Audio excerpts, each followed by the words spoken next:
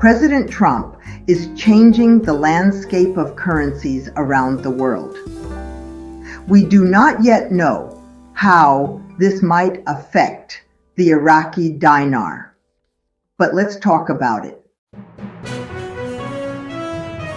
It is predicted that Trump's team will use economic tools to target Iran-backed militias and disrupt Iraq's oil sector. Iraq's leaders will face a transactional relationship with Washington, judged by their ties to Tehran, as the U.S. seeks to limit Iran's control while avoiding direct military action. Once Trump receives the summary on the backdoor approach that Iran-backed citizens in Iraq used to oust the previous prime minister, who brought the country through the pandemic and economic hardship, we are not sure how he will react.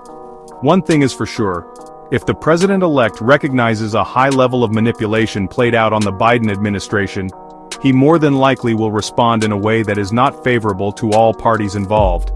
The channel does not see the president-elect operating under a cloud of manipulation by an Iranian-backed parliament in Iraq. That being said, let's look at the newly elected president's staff. Representative Michael Waltz from Florida was selected as his next national security advisor. Waltz is a retired Army Green Beret with years of experience on defense and foreign policy. Waltz has also served inside of Iraq. Joel Rayburn, also a military powerhouse, will probably take a key Middle East portfolio at the State Department. It is no secret that these staff members will continue with specific intentions of damaging Iran's militia partners in Iraq and stopping Iran from feeding off Iraq's massive revenue and foreign reserves.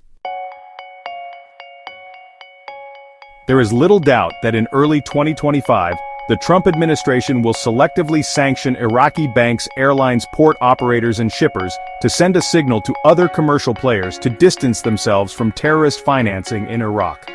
U.S. sanctions waivers for Iraq's purchase of Iranian gas and electricity will be tightly conditioned on the rapid diversification of energy supplies away from Iran. In other words, lines will be drawn in the sand, and the administration will wait and possibly even hope that these lines are crossed. The influence Iran is having over Iraq is in question, and we are not yet sure how this will play out. For sure, a more aggressive U.S. State Department team is being developed before being deployed to the U.S. Embassy in Baghdad. Selecting a U.S. ambassador who can dodge bullets and play hardball with Iraqi interlocutors more than likely will be a part of the package. Will this help the value of the Iraqi dinar? The channel believes that it will. The channel believes that once Iraq is on a financial path in alignment with the Trump administration, that we could see favorable results. We must also remember that Iran officially planned to assassinate President Trump. This is not something that a sitting president will forget.